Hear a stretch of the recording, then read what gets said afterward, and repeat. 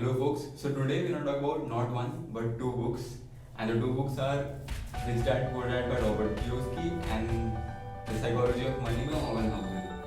And the genre of this video is not going to be productivity or creativity but financial, because financial literacy is going to be an important part of your career growth or in whatever field you want to go. So diving right on to it, starting with Rich Dad and Poor Dad. This book is actually a fairly old book. It was first published in 1997, and the narrative of this book is actually Robert Kiyosaki talks about two people, his rich dad and poor dad. The poor dad is actually his biological father, and he is very well educated and is a professor at a university or college, I guess. But the reason being he's called a poor dad is because he barely manages to meet the expenses of his family. Meanwhile, the other dad, his friend's father, might not be, equally educated as his biological father, but he has an entrepreneurial mindset, and the reason why he's being called the rich dad is because of his psychology of money. Epic Rossi. His psychology about money and his lessons about money. How you should approach your life regarding money. Do you want to be really the person who just living by the end of the month on the salary, or you want to create enormous wealth? So usi narrative, and then he talks about different areas of investments and all stuff like that. Although this book is actually very old, आज से almost 20-25 साल पुरानी book है, but the lessons it gives about money and various forms of wealth creation and management. तो हम उसके लिए इस book को I recommend this book. That's why I recommend this book. And the other book is actually Psychology of Money by Morgan Housel. ये बहुत ही recent book है. This was published in 2017, and this is actually much more recommended book than this. Although I think this is slightly better in terms of interest, मतलब इसको पढ़ने ज़्यादा interesting लगता है. But this is probably much more recommended than anything else. उसका narrative is fairly simple. Author ने chapters लिए, topics लिए और lesson kind of lessons लिए और फिर उनको elaborate किया. इसमें कोई investment advice वगैरह नहीं है, बस it's actually about your psychology around money, कि आप money और उससे related चीज़ों के बारे में कैसे सोचते हैं. तो there's nothing about summary of these books. तो हम इसमें ना सीधा lessons पे dive करेंगे कि what lessons I learned from both of these books.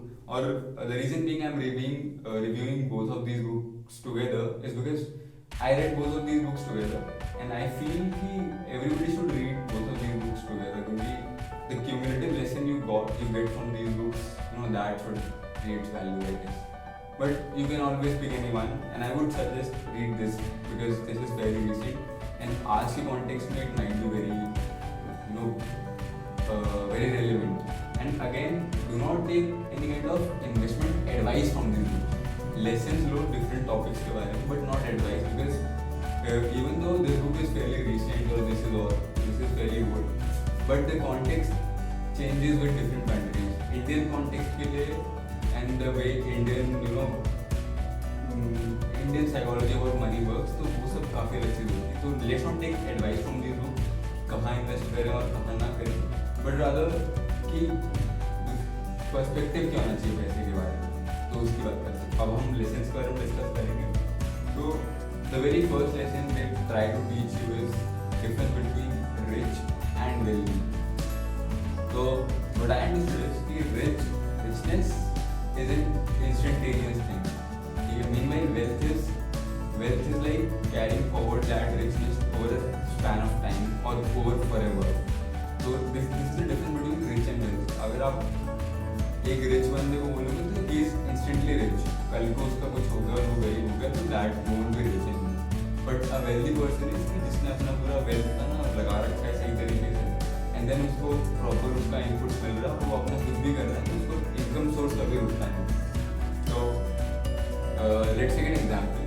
आप KBC गए, आपने 5 करोड़ रुपए जीत लिए, और आपको 5 करोड़ नहीं मिलते, काफ़ी टैक्स कट जाता है, बट लेट्स अज्यूम कि आपको 5 करोड़ नहीं है, तो yes you are rich, but that doesn't make you wealthy, क्योंकि व्हाट वुड हैपन कि लेट्स से अब आपका लाइफस्टाइल बढ़ गया, मतलब लाइक हाई क्लास हो गया, then you have your some dreams like ये कार लेनी थी, वो कार लेनी थी, and you eventually ended up with you know using all of your money जो आपको 5 करोड़ दे दे, एंड देन अब आपका इनकम सोर्स कोई है नहीं, तो आप वापस अब आपका वो पैसा तो था वो यूज हो ही गया है, थोड़े दिन लेट से चला एंड देन यूज हो गया, and then you are back to ground zero.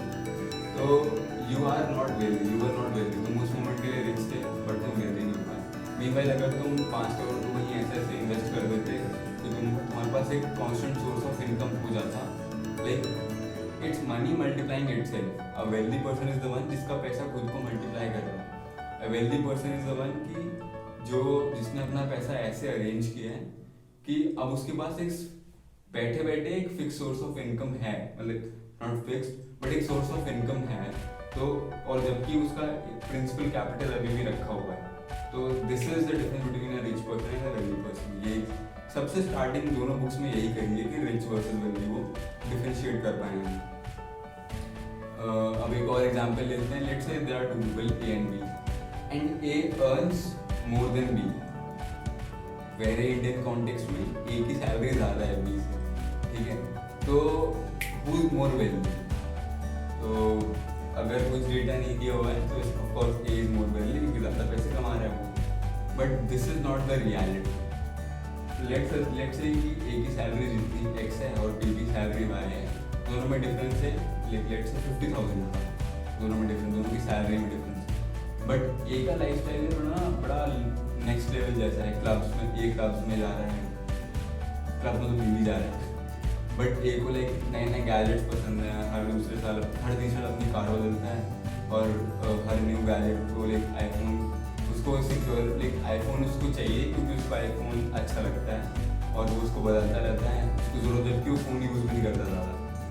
तो ऐसा ए बनता है, तो इवेंचुअली क्या होता है इन दी एंड ऑफ द मंथ ए की सैलरी बहुत ज़्यादा यूज़ हो जाती है और बी की नहीं होती। बी सिंपल बनता है, उसको क्लब तो जाता है बट उसको फ़ोन से मतलब नहीं है, ठीक है, उसको कुछ भी चलेगा, उसका एंड्रॉइड चलता रहता है, वो उसी में चले और फ़ोन ज़्यादा यूज़ भी नहीं करता वो, और सेटिस्फाइड सा बनता है एकदम।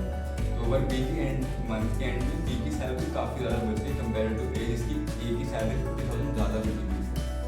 तो हमने इससे क्या सोचा कि wealth instantaneous wealth would be income minus expenses, वो आपकी इंस्टेंटेनियस वेल्थ है। इससे इस पैरामीटर से हम कंपेयर करेंगे इस मूवमेंट में कि ए वेल्दी बी वेल्दी, तो अभी तो बी वेल्दी क्योंकि ए एक्सपेंसेस ही बहुत ज़्यादा है, और जो वेल्दी तो वो होगा जिसने अपना वो जो बचा वो पैसा उसको सही तरीके से इन्वेस्ट किया।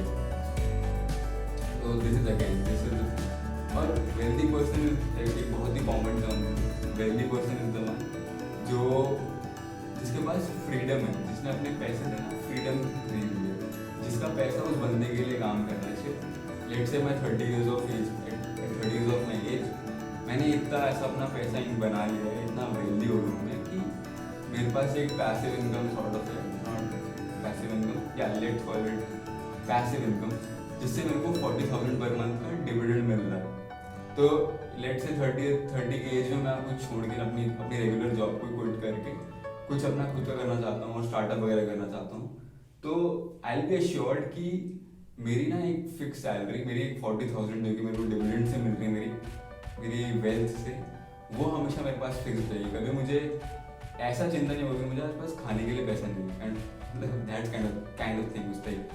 तो this is what we call a wealthy person, जिसके पास इतना फ्रीडम आ गया है कि वो अपने दूसरे एम्बिशंस को चेज कर सकता है।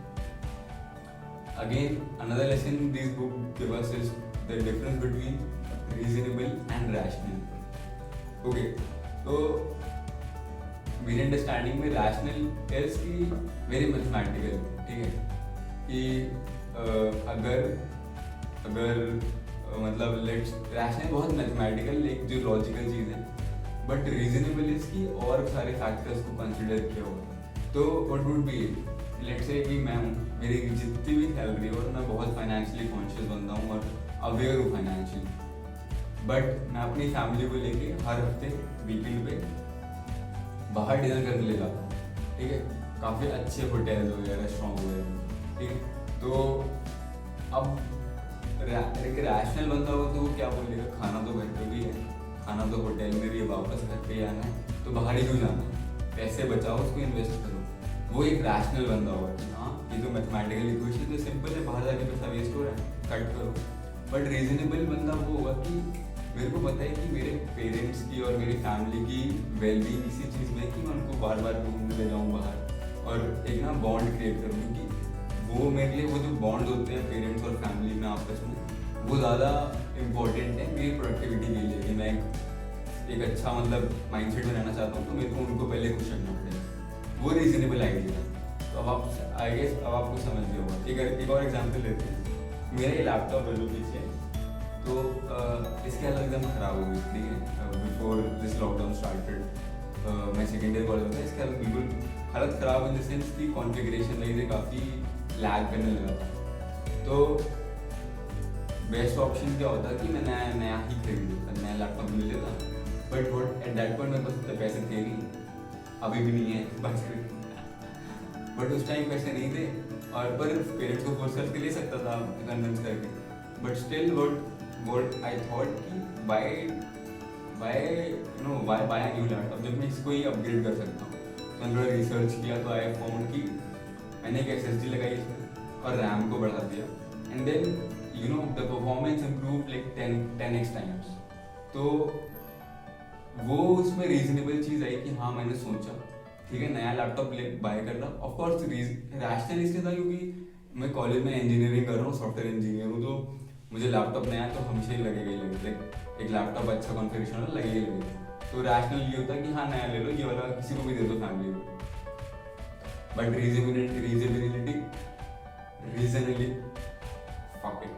जो रीजनेबिलिटी है वो किक करी, और उसने कन्विंस मी कि हाँ अभी इसको चलने दो, जब मेरी जॉब लग जाएगी तो उस पॉइंट पे हम नया लैपटॉप ले लेंगे खुद की सैलरी से, क्यों किसी को पेरेंट्स को क्यों परेशान है।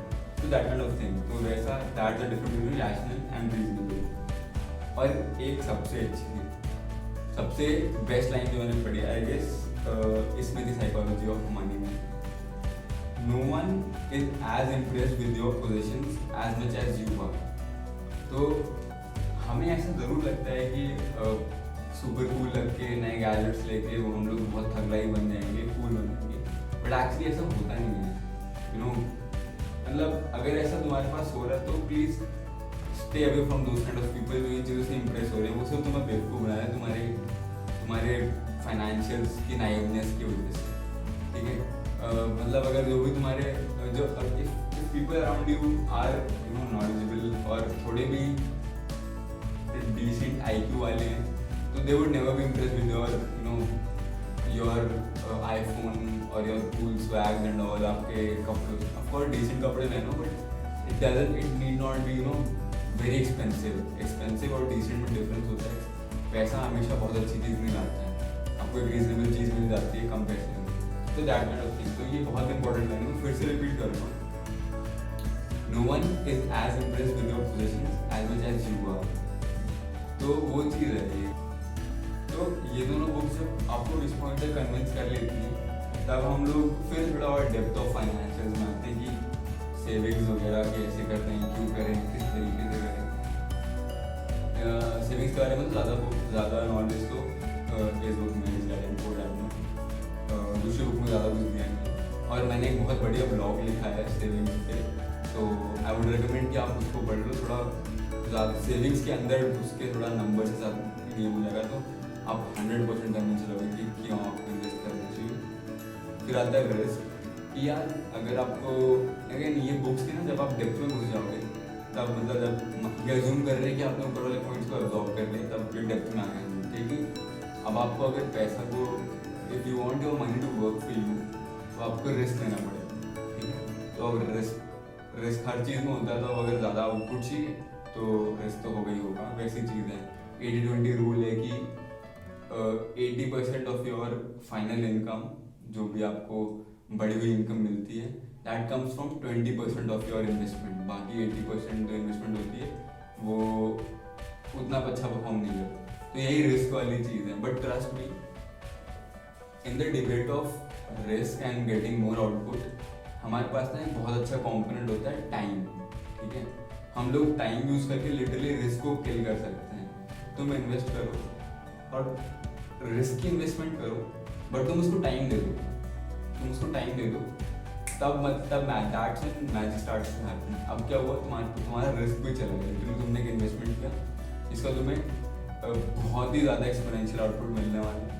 और तुमने रिस्क कैसे कम कर दिया, टाइम यूज़ करके तुमने इन्वेस्टमेंट पीरियड ही लंबा कर दिया। मैं अगर 25 साल की एज में इन्वेस्टमेंट स्टार्ट कर लूँ तो लेट से मेरे पास आराम से 30-35 साल है उसको करने के लिए, तो उस टाइम में मैं बहुत ज़्यादा वेल्दी हो सकता हूँ।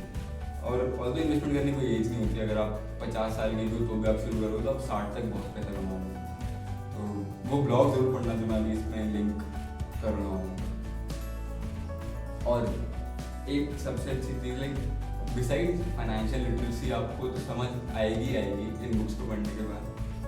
एक और बहुत अच्छी बात थी इसी एक बुक में थी, look for opportunity in every challenge. Look for opportunity in every challenge. तो ये थोड़ा एंटरप्रेन्योरशिप काइंड ऑफ थिंग हो गई है, बट मेरे दिमाग में जब मैं कोट पढ़ता हूँ तो एक चीज़ याद आती है, लाइक क्रिप्टो करेंसी।